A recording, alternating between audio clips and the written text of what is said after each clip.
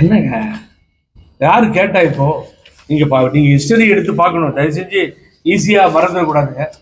நீங்க பாத்தீங்கன்னா mister PH Pandian, mister ரபி Barnard, mister Manoj Pandian இப்ப எங்களோட இருக்க கழக துணை ஒருங்கிணைப்பாளர். அதுக்கு முன்னாடி விஜிலா சத்யானந்த் அன்பு சகோதரி திருநெல்வேலி.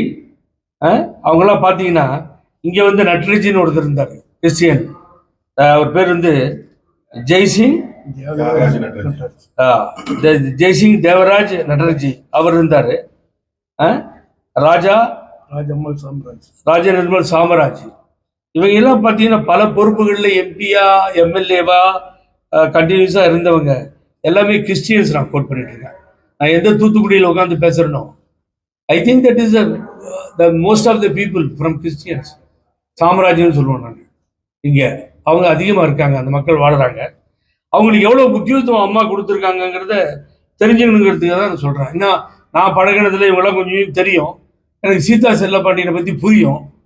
அவர் அங்கேருந்து மேலேருந்து செயினை கீழே விட்டுருவார், கையில் பைபிள் வச்சுருப்பாரு. அவரை ஒரு அமைச்சராக்கி அழகு பார்த்தாங்கல்ல. அப்போ நாகூர் மீரான் ரசாக்கெலாம் இருந்தாங்க அந்த காலத்தில். நீங்கள் நினச்சி பாருங்கள், நீங்கள் வந்து எங்கள் அம்மா யாரை கம்மியாக விட்டாங்க. அப்புறம் அன்வர் ராஜா, நிலோஃபர் கஃபில் உட்காடு போட்டு முஸ்லீமா ஒரிஜினலாக தோற்றத்தில் இருக்கக்கூடிய அந்த அன்பு சகோதரிய அன்னைக்கு பண்ணாங்கல்ல, மினிஸ்டர் பண்ணாங்கல்ல, ஏதோ பதர் சையத் எக்ஸ்-MLA அவங்கள பண்ணாங்க. நீங்கள் வந்து அப்படி கிறிஸ்டியனையும் முஸ்லீமையும் மாறி மாறி தான் ட்ரீட் பண்ணாங்களே தவிர அம்மா எங்கேயுமே விட்டு வைக்கலீங்க. ரொம்ப நீங்கள் ஆச்சரியப்பட்டு பாராட்டுக்குரிய விஷயம்லாம் பலத்திற்கு அவங்க சரித்திரதில்ல.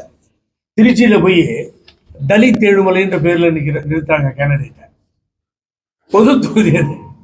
அங்கே போய் நிறுத்தி தலித் ஏழுமலை பயங்கரமாக ஜெயிச்சாரா இல்லையா சொல்லுங்க பார்ப்போம். திருநெல்வேலி கேள்வியில் பார்த்தசாரதி கோயில் ரொம்ப பிரபலமான கோயில். அங்கே போய் பதர் சையத்தை நிறுத்தி ஜெயிக்க வச்சாங்களா இல்லையா? இவ்வளவு வேணாம், வாணியம்பாடியில் முஸ்லீம் விட்டா யாரையும் நிறுத்த முடியாதுன்னு சொல்லிட்டு இருப்பாங்க. அங்கே போய் வடிவேல் நிறுத்தி ஜெயிக்க வச்சாங்களா இல்லையா?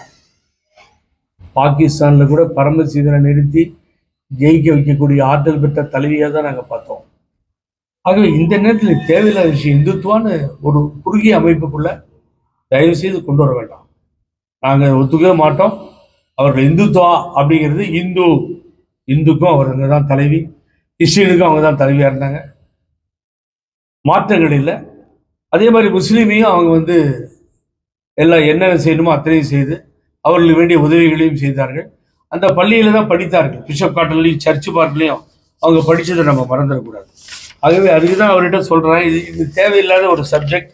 எனக்கு தமிழிசை பேசுறது பெரிய ஆச்சரியமாக இருக்குது. இது நான் திரும்பி ஒரு கேள்வி கேட்ட ரொம்ப கஷ்டமாக போயிட்டு அவங்களுக்கு. இப்போ இந்துத்துவாவில் இருக்க தலைவர்கள்லாம் ரொம்ப கம்மியாயிட்டாங்களா? அதுக்கு முகவரி கொடுக்கறதுக்காக இறந்து போன என் தலைவியை முன்னிறுத்துகிறீர்களா அப்படின்னு கேட்டால் எவ்வளோ கஷ்டம்.